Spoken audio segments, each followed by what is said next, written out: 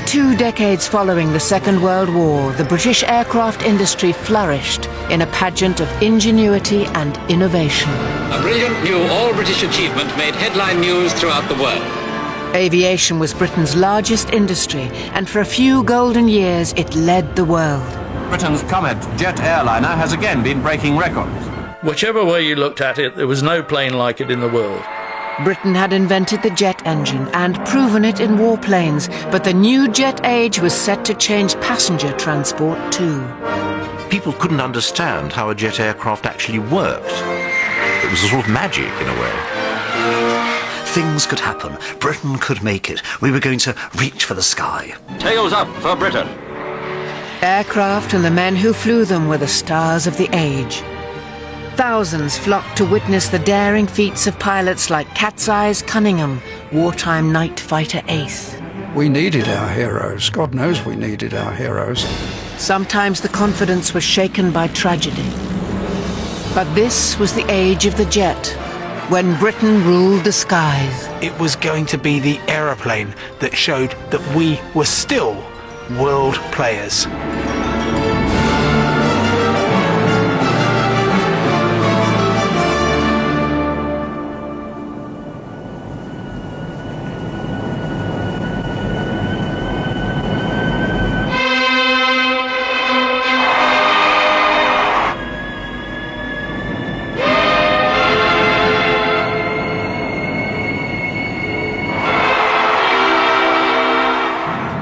When Queen Elizabeth came to the throne, a lot was happening for Britain. We were coming out of austerity, ration books were soon to end, Hilary and Tenzing climbed to the top of Mount Everest, Roger Bannister was soon running the mile in under 4 minutes.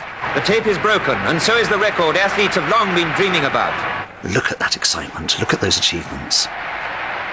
There was a kind of feeling that was being quite shamelessly promoted on all sides of the new Elizabethan era, leading to a kind of renaissance, a rebirth of British enterprise, that thank God we could now put the war behind us, but use a lot of the technology that we developed in the war for peaceful purposes.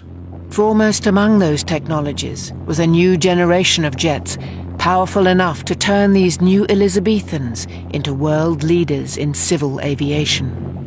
Here it is. In the precise language of the engineer, it's called a jet propulsion gas turbine. To you and me, it's the jet engine, one of the marvels of this century of marvels. The jet engine was world-beating technology, and it was British.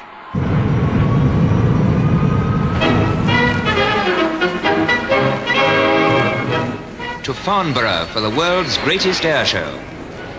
Britain's faith in jets once again justified, and prominent among them, the Avro Ashton. This is a development of the Tudor with 4 jet engines installed in pairs. It will be used for experimental work on high-altitude jet flights. Altogether, of the 60 planes on show, nearly half were jets. The Farnborough Air Show was the showcase for the best of British. Every September, crowds would flock to Hampshire to see the most amazing aircraft the country could produce.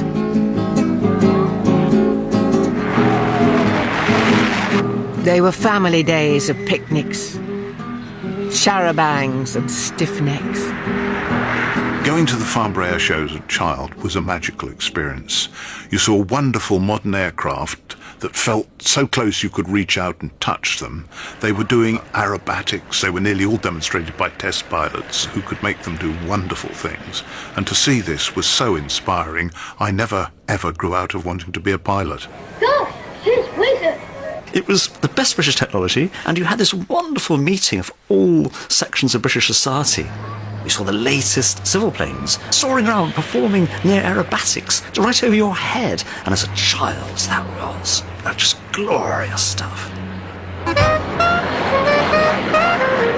The aircraft names seemed magical. Fairey and English Electric, Sopwith and Supermarine, Vickers Armstrong, Handley Page, Hunting, Saunders Rowan Short, Gloucester and de Havilland, Bristol and Blackburn. It seemed incredible that in peacetime one small country could still sustain so many manufacturers, turning out so many promising aircraft. Final verdict on Farnborough? Britain's aircraft industry consolidates its supremacy. But these bright new aircraft were the results of secret plans laid in the darkest days of war. With the outbreak of World War II, all production of civil aircraft had halted to concentrate on the fighters and bombers that would protect our shores. As early as 1942, however, a committee was set up to plan the peacetime future of British civil aviation. The Brabazon Committee was set up really in the depths of the war, but at least we had El Alamein and Stalingrad, and so it looked like we were going to win. So the problem was then, how is Britain going to use its big aircraft industry to try and compete with the Americans when the Americans have got all the transport aircraft while we've been building fighters and bombers? Led by Lord Brabazon, the man who had the first pilot's license in Britain and the famous number plate FLY1 to prove it, he and the team came up with a set of aircraft that they believed in the long term would allow Britain to prove its worth and compete on world air routes. The Brabazon Committee decided that Britain needed a family of planes to serve short and medium haul, domestic and European destinations, and the long-haul flights of the North Atlantic and the routes of empire. With this master plan in place, tenders went out to leading manufacturers. The result was extraordinary, an astonishing outpouring of wildly different passenger aircraft designs, all being produced simultaneously. At the time, jet propulsion was fast, but much too thirsty for long-haul flights. Watch that gallon go. So Type 1 on the Brabazon Committee's list was a massive, petrol-driven, piston-engined aircraft. Unveiled in 1949, this Leviathan promised splendid, luxurious travel for the rich and privileged. Awe-inspiring, jaw-droppingly huge. Here she comes. 130 tons of superlative engineering. 6 years of research, ingenuity, invention. Sycophantically, Bristol named this aircraft after the great lord himself. It was henceforth the Bristol Brabazon. Creating a liner of the air, passengers would travel in style. They would have their own bunks in private cabins, powder rooms, a cocktail bar, even a separate cinema. Chief test pilot on the Brabazon was Bill Pegg. He had worked stolidly for Bristol since the mid-30s. Crowds would gather wherever it flew. Faster and faster, and the nose wheel is off, the nose wheel is off, and I'm looking to see if the tail wheels, if the main wheels come off as well. He's holding the main wheel off. Is the main wheel, she's off! She's off! She's hopped along the ground, the Brabazon is in the air! The Brabazon was designed to cruise at 250 miles per hour, carrying 100 passengers, and take 17 hours to fly the Atlantic. The Brabazon was a good idea at the time. They assumed that with a new generation of piston engines, it would become very much more efficient. It was built for the transatlantic route. The wingspan of the Brabazon was 11 metres greater than that of a jumbo jet. It was stupendously huge. It was an aircraft that really harked back to the pre-war concept of flying, that it would be only for the very wealthy. They were after the first-class passengers from the Queen Mary, and if you were going to cram them for 17 hours crossing the Atlantic, they needed space, they needed stewards, they needed a dining room. The Brabazon pioneered high-pressure hydraulics and electric engine controls. But the aircraft was unmistakably old, piston-driven technology, out of time and out of place in the new Elizabethan age. By 1953, no airline had ordered her. Impressive as she was, her future was the scrap heap, without ever taking a fare-paying customer.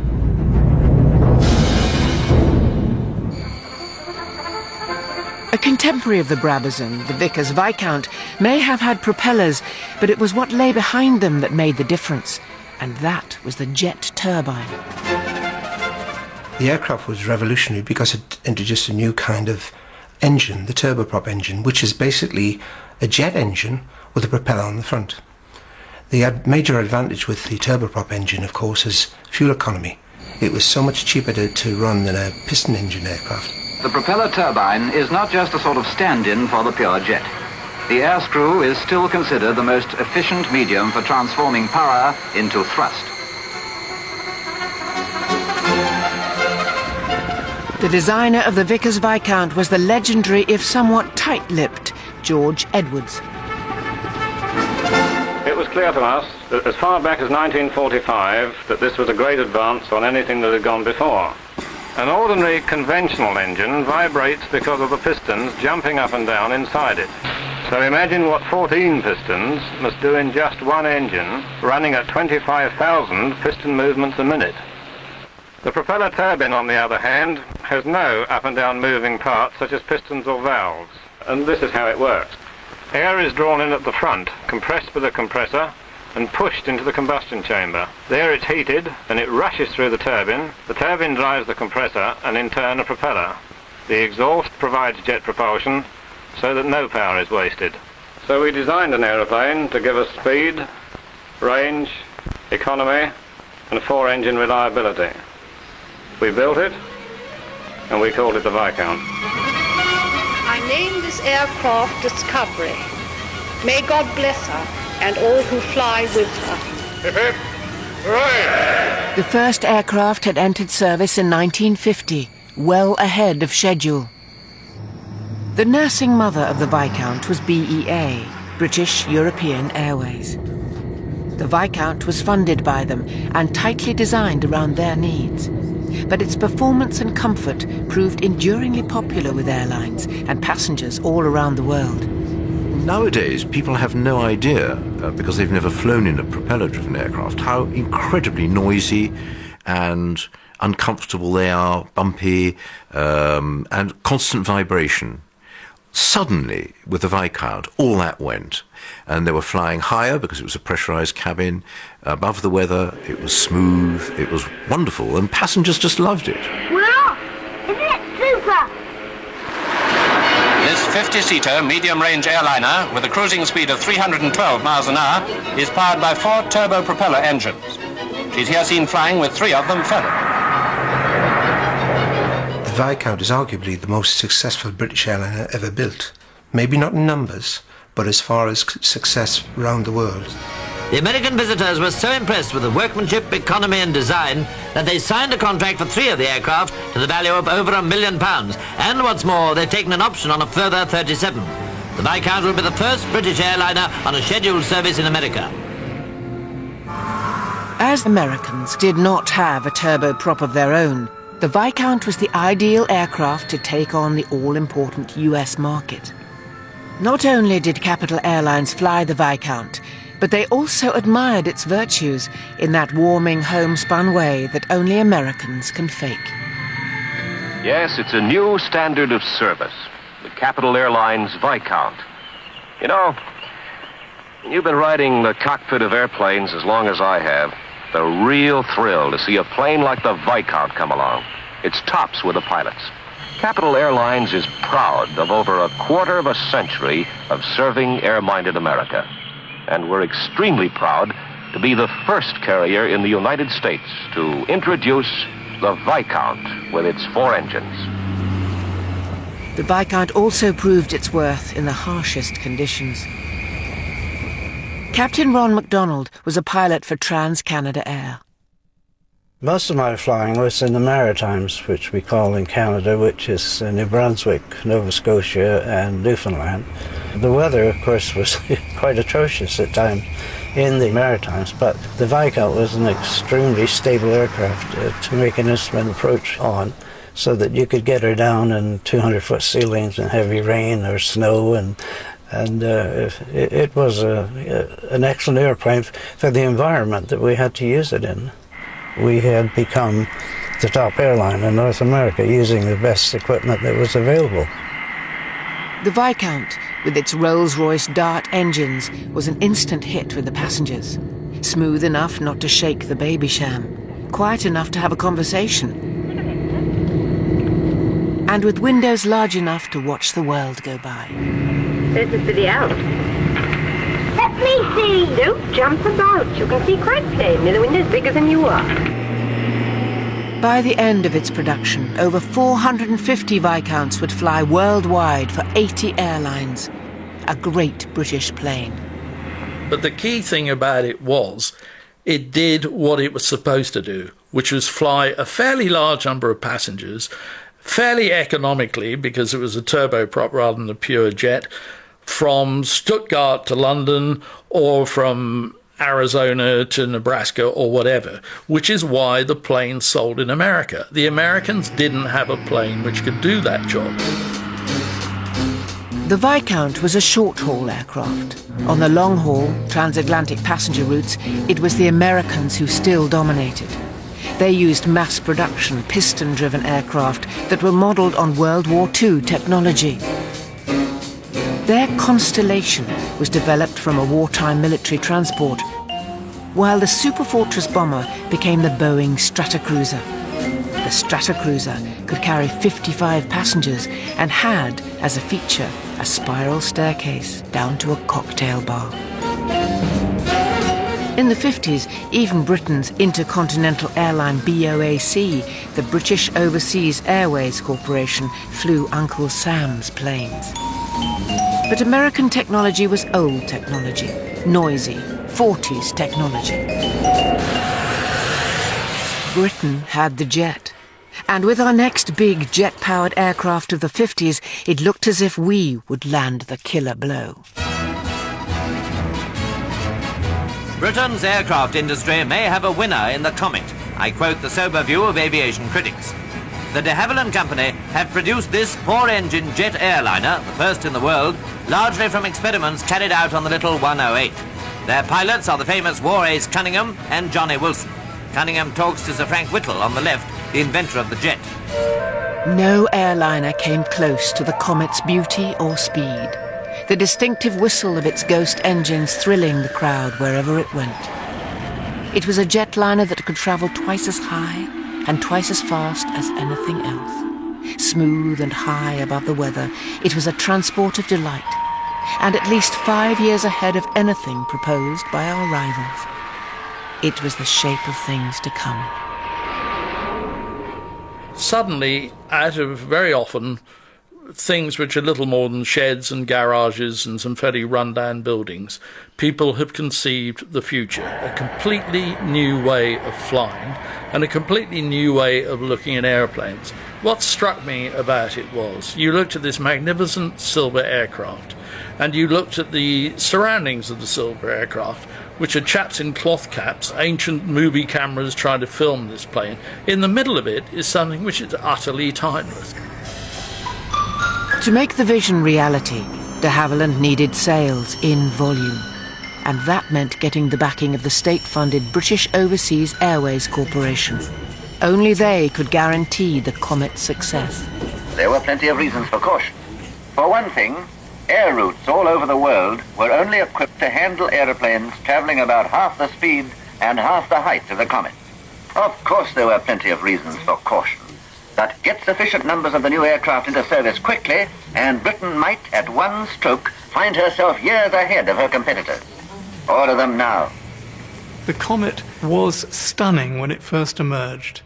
It had been kept secret, really under wartime levels of secrecy, until it rolled out in July 1949.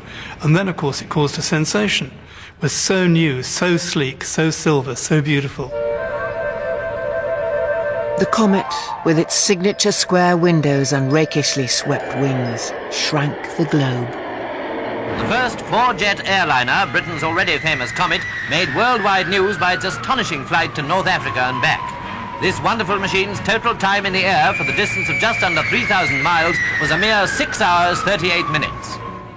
De Havilland's test pilot John Cunningham was the quintessential company man, always facing every interview with a broad, innocent smile. And it gave us an average speed from takeoff to flying over the airfield at the other end of about 450 miles an hour. London to Copenhagen in 1 hour, 18 minutes. The newspapers of the time, free of any doubt, proclaimed the Comet as a world beater. Karachi, flying time 10 hours, 21 minutes. It was at a time when I went out to interview John Cunningham, He told me that soon after he first flew it, a test pilot from Lockheed, and Lockheed at that time was one of the principal American aircraft manufacturers, Cunningham took that Lockheed pilot up in the Comet to about 30,000 feet. The Lockheed pilot was completely blown away by it. He said, "I cannot believe this plane. This is unbelievable." And it was. It represented the future. And for a country which had run out of money, which Britain had at the end of the 40s, a country whose achievements were vast and largely in the past, and whose present was one of being in hock to the Americans forevermore, this suddenly seemed to represent a get out of austerity easily. And that, I think, is one of the reasons why the Comet was so important then. I remember going to Heathrow, dragging my mother to Heathrow to see the Comet Ones when the old north side passenger terminals were just canvas tents mostly, and then this wonderful silver apparition with the BOAC markings whining as it rolled by, this great howl really from the ghost engines. Took your breath away. It was so lovely, so smooth. Terrific.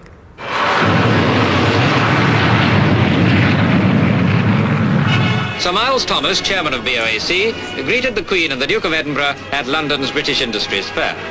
Royal attention focused on a scale model Comet, for only a few days before, this record-breaking aircraft had again made the front pages by going into regular service as the world's first passenger-carrying jet airline.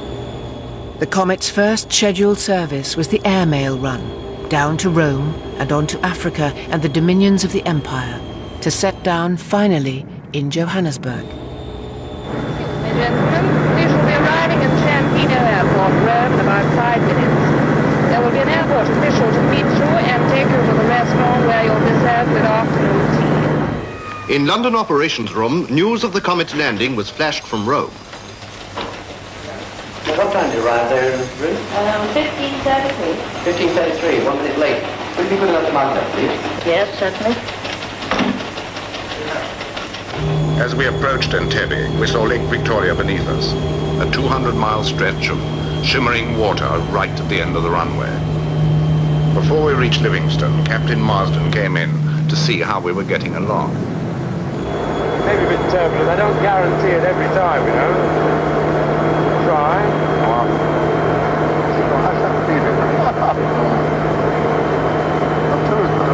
Oh well, that's not too bad, is it, really?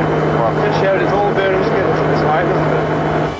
And even as I was searching my mind for the right words to describe this completely new experience in flying, our destination came into view. And below us lay the great blocks of city buildings and the golden slag heaps of the Rand.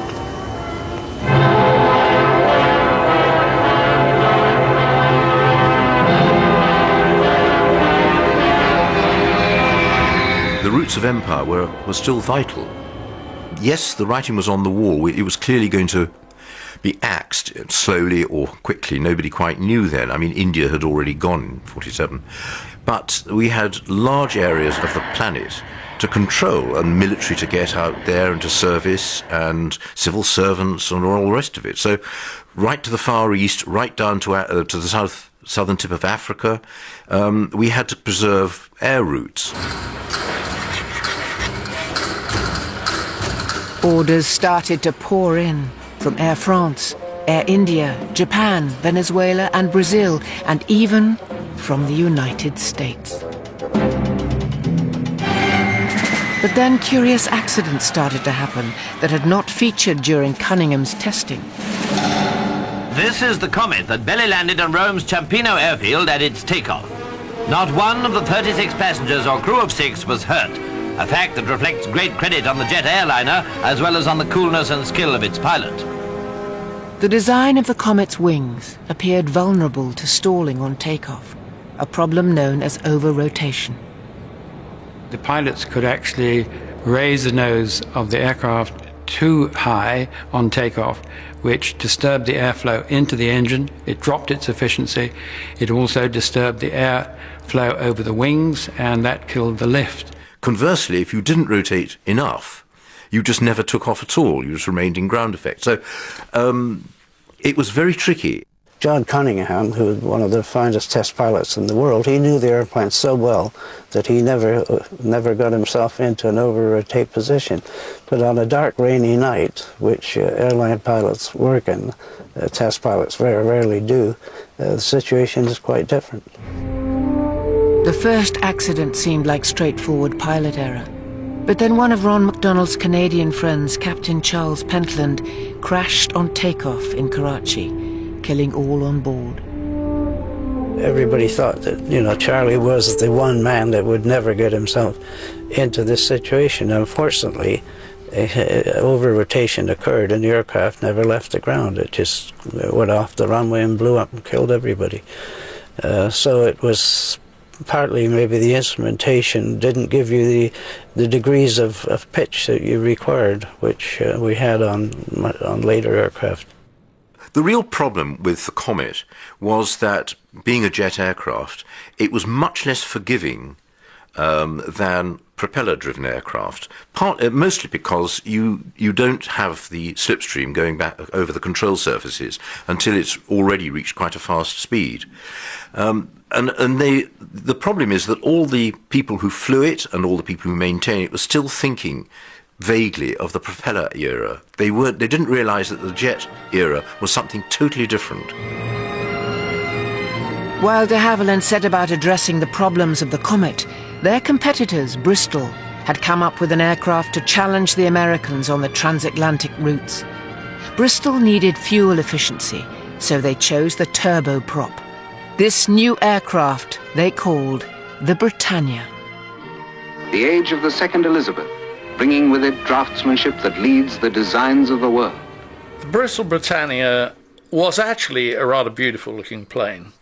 It was also, in theory, a plane the world needed. It was a turboprop, but it was quite fast, 350, 400 miles an hour. It could deliver quite a lot of passengers, and it could deliver them over quite a long distance. So in some ways, at that time, it seemed from a British standpoint really quite a good idea. The Britannia, the airliner of tomorrow. The plane's first public appearance had been at Farnborough in September 1952. The test pilot was the vastly experienced Bill Pegg, the man who had first flown the ill-fated Brabazon. A lovely, graceful machine, her evolution ranks as a milestone equal to the regular services of the Comet. Spectators were astounded at the quietness of the plane, and it was soon nicknamed the Whispering Giant. Forerunner of a fleet on order for the British Overseas Airways Corporation was the star of the show, the 100-seater Bristol Britannia turboprop airliner. The Britannia gave a striking foretaste of the future in a year of aviation history. But here too problems started to appear. There were persistent teething faults with the Bristol Proteus engines. Bill Pegg, who was Bristol's chief test pilot, was showing some KLM people, potential customers, how the Britannia worked and all the rest of it, and took them off for a flight from Filton and flew them up over South Wales. And at one point, one of the engines developed a very serious fault and caught fire.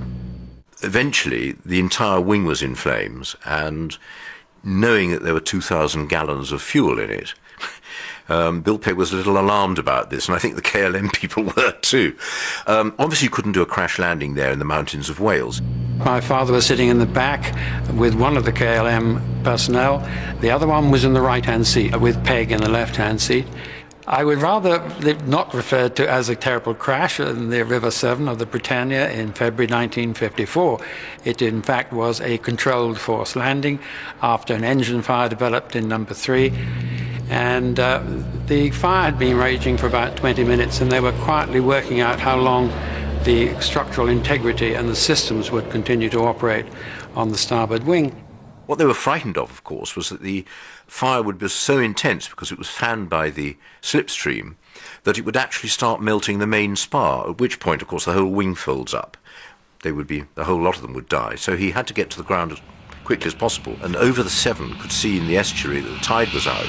He landed on the mud flat, and they slid about 400 yards, and then just turned slightly towards the sea and came to a halt. And the fire was out, because the engines had inhaled so much mud, it had actually stopped the fire. Everybody came out on perfectly unscathed and all the rest of it, and congratulated Bill Pegg. There was relief when they got out, but that's about it. I have to say that KLM did not buy the aircraft.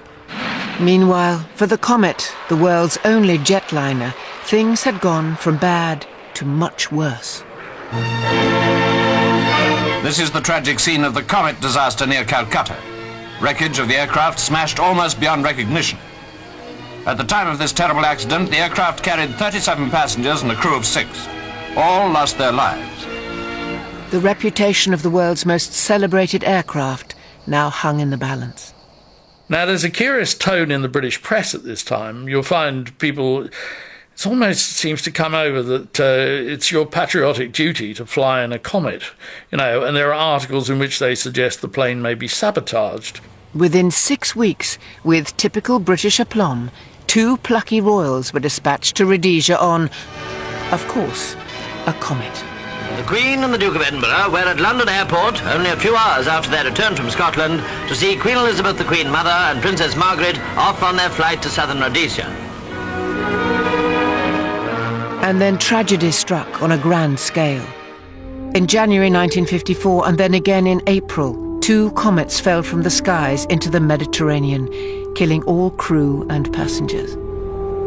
The first had been the very plane that had set records on that inaugural flight to Johannesburg. 35 people were on board, including 10 children, and there were no survivors. It was imperative that the cause of the disaster should be known. Underwater television cameras, built by scientists and technicians in a matter of a few days, were rushed to the scene and operated by the Royal Navy. The wrecked aircraft was located and salvage operations began. Brought ashore, too, were the infinitely moving reminders of those whose lives were lost in this disaster of the air. When I was at school, I must have been about 11 or 12, I received an airmail letter from my uncle, who was then in Hong Kong. And it was almost illegible because it was all water-stained and the address had run and everything. And it turned out that it had been on one of the comets that had crashed in the Mediterranean. And it was one of the letters that they'd managed to fish out and actually deliver. It was very strange, slightly uncanny, slightly spooky, which I think is probably why I never actually kept it. The Comet fleet was immediately grounded, pending a full-scale investigation. All foreign orders were cancelled.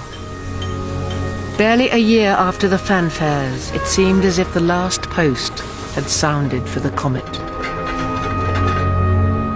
At the Royal Aircraft Establishment at Farnborough, they pieced together the remains of the wreckage and forensically analysed the results.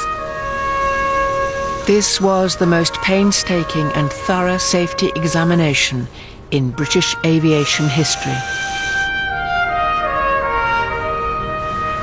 When the Comet was grounded as a result of the accident, they had really no idea as to why, because of course there were no black boxes or anything like that in those days. So they took a Comet fuselage down to Farnborough and subjected it to constant cycles of pressure in a water tank. After it had been filled, jacks beneath the wings caused a series of bumps as if in flight, and internal pressure was raised in the fuselage. After the equivalent of 5,000 3-hour flights, metal fatigue resulted in cracks and breaks. They discovered that a crack had formed in a communications aerial at the corner of it, up near the cockpit above it, and then it had spread along the corners of the windows. And of course it had all happened in an absolute split second. These key points of the Comet's fuselage had been put under unbearable strain by repeated ascents and descents at high altitude. The Comet's metal skin had failed just forward of its distinctive square windows. Then the cabin had exploded from the rapid decompression. And they did several slow-motion films of a mock-up of this happening, and they realized that the sudden decompression, death would have been instantaneous for all the passengers, with seats being simply torn out and turned upside down, and the whole inside of the cabin becomes a complete maelstrom of bodies and seats and everything. And that would have happened in a fifth of a second less. Hindsight's always a wonderful thing, and it would be very easy for us to look back at the disasters the Comet faced in the early 1950s and to say, well, we can see what was wrong. It had oblong windows with square edges instead of circular windows or oval windows. Of course, these would break up and there would be metal fatigue and, well, what do people know then? They didn't know that, so we can be clever now. But remember, the Comet was brand new. It was a new type of aircraft, a very, very high-speed passenger jet. One had never been built before, but with new metals, new stress skins on aircraft. This is all new stuff, and the designers were entering a new dimension. Mistakes could be made. More than ever, Britain needed the turboprop Bristol Britannia to succeed.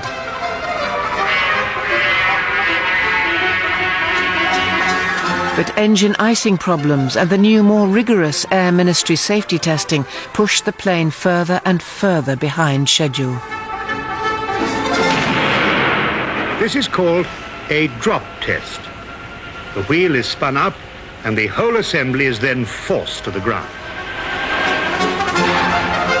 In 1957, the Britannia finally made passenger service, a full 5 years after its promising debut. Her teething troubles over, the long-range Bristol Britannia goes to work in a big way. The skipper, Albert Marr, on the right, and members of his crew are ready at London Airport for the first flight of the new non-stop London to New York schedule, the fastest transatlantic air service in history. Carrying 52 passengers, the Whispering Giant is the first British airliner in regular commercial service on the North American route. One of the first to fly the Britannia was former RAF pilot Norman Tebbit, now Lord Tebbit. Good gracious me. It's a long time since I've been on one of these. Bit bigger than the old 100 series that I flew. This is the 300. I suppose it looks all very dated now with these old-fashioned luggage racks. Of course, this again is the longer range version, so they got a couple of bunks as they flew longer hauls across the North Atlantic and things of that kind. And here onto the flight deck. Quite a nice navigator's station. You could sit there quite comfortably out of everybody's way. And of course, here you've got a hatch there, and that's an escape hatch. And here, the hatch for the sextant, periscopic sextant, because we navigated an awful lot in those days by Astro. The great thing about the Britannia was you needed a flight engineer, fairly heavy, who knew the location of all the switches and relays down in the hold underneath the flight deck here, because this was before smart modern electronics and everything was still electromechanical. So if something stuck and didn't work, got a good engineer, he'd know which bit of the flight deck floor to jump up and down on to loosen things up. And here you are. And I was a co-pilot and navigator on these things. So I'd be sitting up here somewhere. Oops, gosh. Funny, not so easy to get into these seats as it was when I was young. And a slightly strange control column here, a sort of funny yoke, not terribly conventional. Big handful of throttles. This aeroplane was way ahead of the pack. It was the first really very, very electrical aeroplane. That had a downside, of course, in that if you lost the electrics, you were in real big trouble. That's when this switch came in. And basically it would disconnect all the generators and then reconnect them again. And you should get at least some of your electrical services back again. And of course, it was known inevitably as the Jesus Christ switch, because that was the only occasion when you'd use it at that moment when everybody on the flight deck was saying, Jesus Christ, and you'd grab it and hopefully all power would be restored. Very useful. It seemed that nothing could stop the long-range turboprop Britannia from conquering the all-important North American market. Could the Union Jack fly high again over the good old US of A? Well, yes, if you believed Bristol's promotional film, but that was quite a big if. This is the Britannia, the largest, most up-to-date turboprop airliner in the world. Mr. Peter Masefield, Managing Director of Bristol Aircraft Limited, heading a team of Bristol executives, engineers and technicians, introduced the Britannia to the major airline bases in 14 cities of America in an unprecedented 24,000-mile tour of the United States and Canada. This whispering giant from England is a real aeroplane. Yes, sir. I think the Britannia could have been a bigger seller if it had gone into service earlier, but partly it would have been limited by Bristol's own capacity to produce it in large numbers. Howard Hughes was interested in ordering the Britannia for TWA. He actually flew it secretly one morning on his own after meeting Bristol's test pilots out in America, and came back and said that if he could have 25 aeroplanes in 18 months or whatever it was, he'd order it on the spot for TWA. But Bristol were unable to commit to producing that because they didn't have the capacity. The tour was now over, and she returned to London Airport with the assurance that soon her sister ships in number would be following the trail she had so successfully blazed through the skies and across the oceans to the new world. Despite the fanfare, the order books told the story. In the end, there were no American orders. None. The idea was that you could build a very successful jet prop plane. Well, that's great, except that the Americans were thinking, we're going to get across the Atlantic in 7 hours flat from London to New York, and the Bristol Britannia would kind of stumble its way there in about 12 hours. There have been some terrifying miscalculations. The Britannia was late, and when she did get into service for the first year of her operation, only half of the aircraft arrived within an hour of their scheduled time. There was an all-too-public squabble between the BOAC and the Bristol company. The real problem was that BOAC didn't want it, so they kept on bad-mouthing it. BOAC actually sort of bigged up the safety issue of icing in the engines long after it had been solved, and they were actually making this public. It was extraordinary for an aircraft they were contracted to buy. BOAC didn't want the turboprop Britannia. They wanted a pure jet, and an American one. They'd taken a shine to Boeing 707. The Americans had joined the jetliner race. Britain no longer had the skies to herself. Well, what chance do you think we have of capturing the world market for this long-range jet? The resources of the Americans, of course, are greater. Their jet aeroplanes are going to be backed up by big military contracts. I mean, Boeing's have already got a pretty big tanker contract for 707. But despite that, I still think that we're capable of producing an aeroplane as good as they are. Well, now why? What compensating advantage have we? Well, there's never any substitute for brains, even though it isn't supported by a great mass of equipment as it is over there. We have this experience on the Comet, for which again there is no substitute. Right. And the Comet clearly will become an aeroplane again and will work again. De Havillands did indeed rise to the challenge. In October 1958, the new Comet 4 came into service to take on the Americans. She immediately became the first pure jetliner to cross the Atlantic. The redesign had thicker alloy for the fuselage, and the vulnerable square windows were replaced by oval ones. Lord Brabazon, at the public inquiry into the Comet, you said, in every step in progress we have had to pay for it in blood and in treasure, and God knows that in this case we have paid in full. Do you still feel that way? Oh, I do indeed. It was a most expensive, but a very imaginative project, and we paid for it. But good will come from it, because on the back of our experience and on the back of what was learnt in that inquiry, other great machines in the world have been built and are flying today. The new Comet was twice as large and twice as powerful with its Rolls-Royce Avon engines. The Comet had pioneered jet travel and now defined an age. And your name? Lord Kimberley. Are you travelling for business or for pleasure? Business. It's one of the smoothest flights I've been on, far less tiring, and really is the tops. Well, I think it's wonderful, but it's very silent. It's very quick. And you also get the most wonderful view. Were you at all nervous about taking this flight? Oh, not at all. Not a bit. Why should I be? With government encouragement, BOAC did order 16 of the new planes, and other sales went to Asia, Africa, the Middle East, and South America. The Comet 4 was the definitive version of the most adventurous aircraft in all civil aviation history.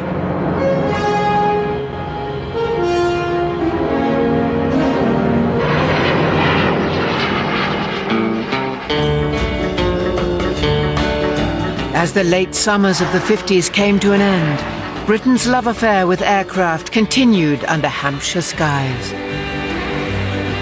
It seemed that men in sheds could make the most improbable possible, and perhaps the most glorious of these was the Fairey Rotodyne, a mongrel mix of autogyro and turbojet. It can go faster than a helicopter and slower than a fixed-wing aeroplane. I think it's one of the most brilliant pieces of advanced engineering we've seen for a very long time.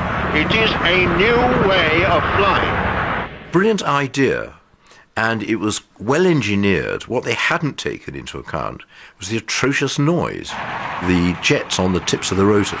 They could stop a conversation at 2 miles. I mean, it was intolerable. So, I mean, there was no way. It was a nice idea to have somebody flying you in from Heathrow to the South Bank or something. Very convenient for the city. But it was obviously just not possible to use the thing, so it was axed. And the industry, too, was becoming increasingly mismatched. The designs were brilliant and many. The sales were few. The government needed to step in to rationalise the business if it was to succeed. We were trying to cover all the different specifications on the military and civil sides. There were a large number of British firms, and they were all too small. That's one of the reasons many of the aircraft were delayed. The teams weren't big enough to do the job. In a series of painful forced marriages, Rolls-Royce emerged as the leading engine manufacturer, and the 20 aerospace companies were whittled down to 2 main groups, Hawker Siddeley and BAC, the British Aircraft Corporation. It would be down to BAC to mount the final British challenge to Boeing for the big jet market.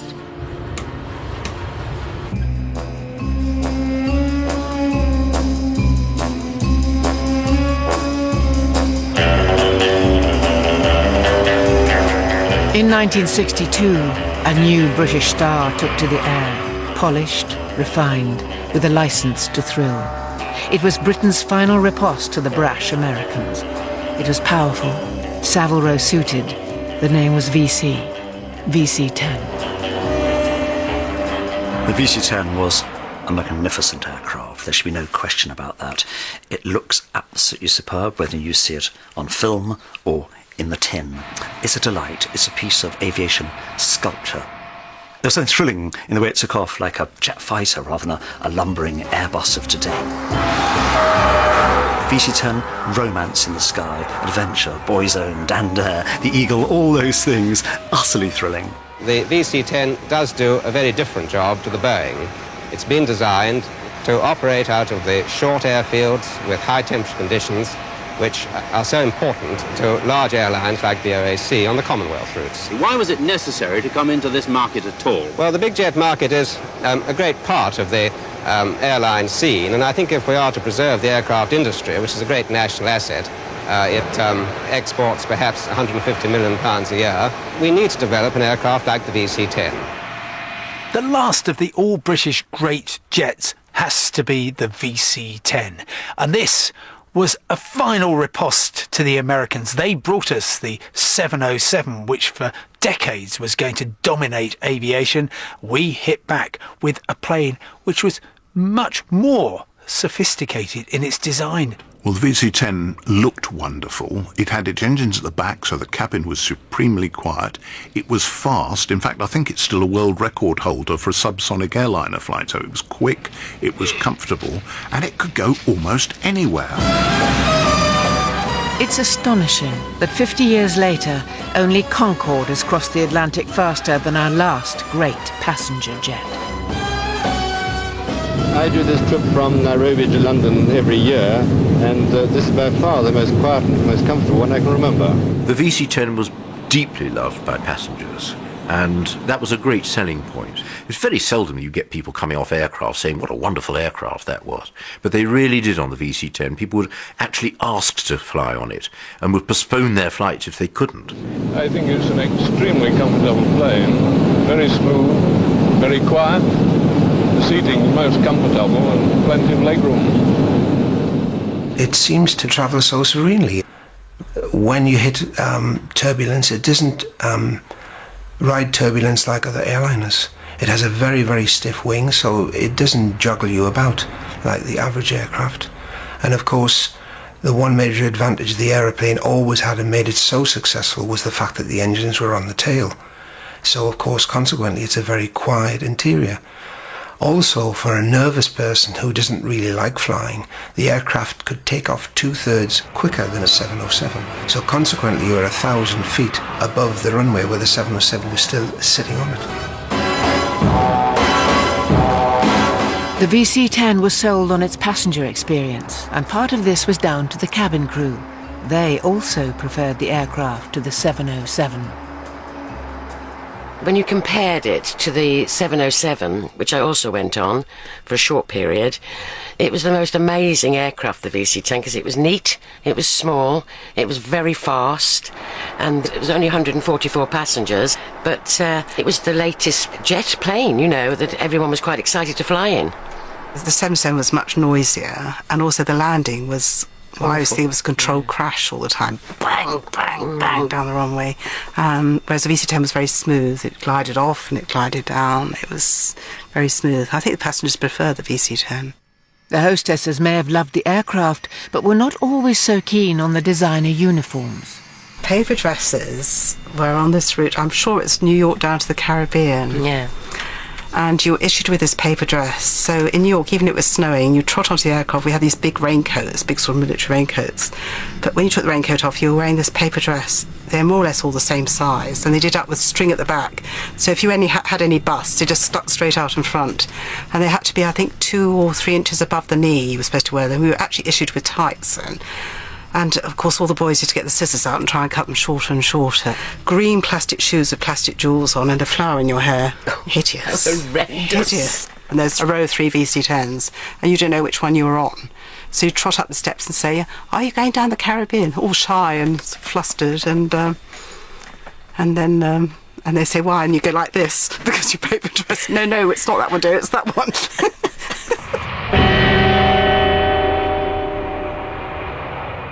Yet once again, Britain was making a technically advanced aircraft to the specifications of one company.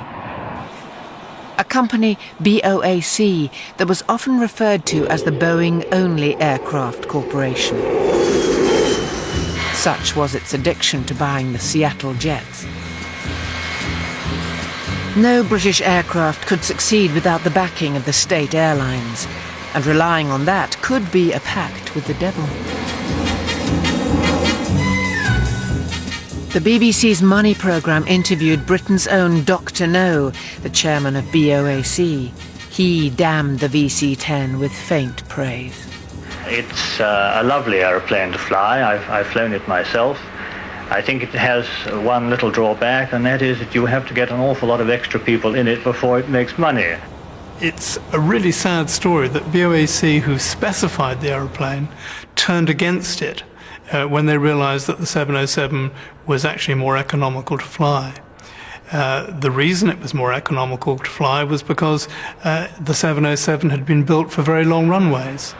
The VC-10 had been designed specifically for BOAC's requirement to get out of shorter runways at high altitude in places like Nairobi on the Empire routes.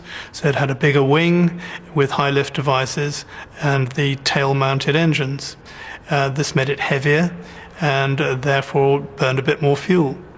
So BOAC actually tried to get out of part of their VC-10 order in order to buy more 707s, which didn't really help its image with the rest of the world when you were trying to sell it to other airlines.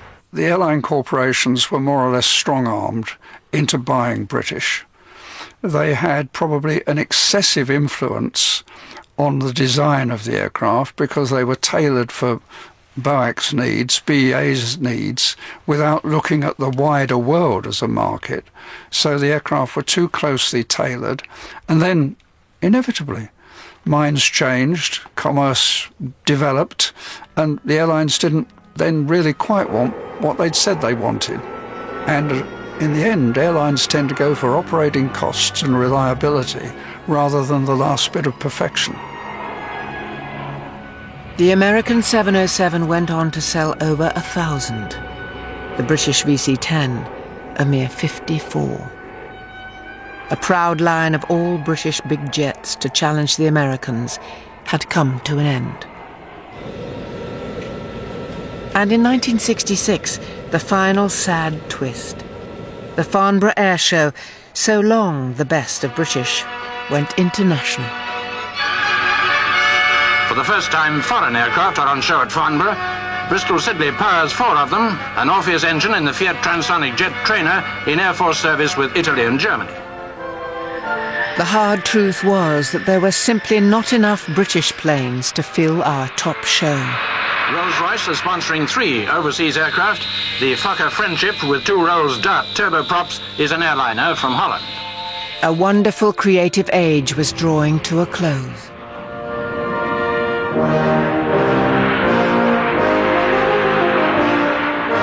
For so many years, Farnborough had been the showcase of British aviation, civil and military.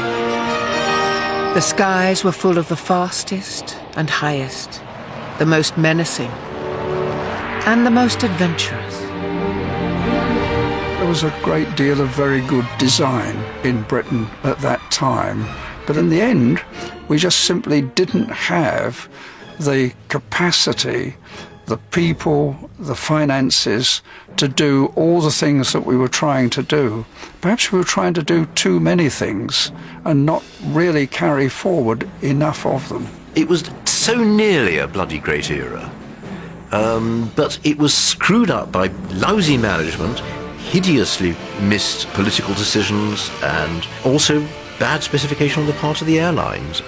But what is often overlooked is that we are still a major aerospace player. In fact, we're #1 in Europe, and people don't realise that. We're second only to the United States in terms of aerospace.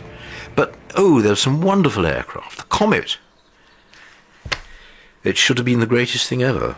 And for 2 years it was. Passengers thought it really was. The Americans themselves thought it had left them 6 years behind.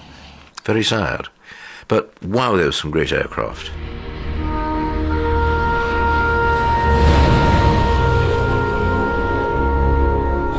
For 2 decades, we had ruled the skies and consistently broken records with amazing aircraft that were loved by crew and passengers alike. We had the first turboprop plane, the world-beating Vickers-Viscount. The first jetliner, the sleek silver de Havilland Comet.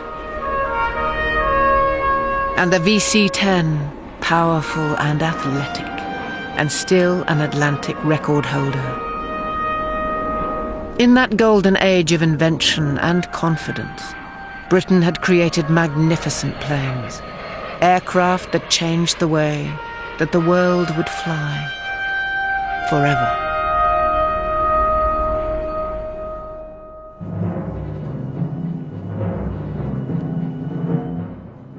Coming up this evening here on BBC4, a trip back across the Irish Sea for 3 former bomb disposal experts as they revisit the places that changed and almost ended their lives. Taking a long walk with the bomb squad men next.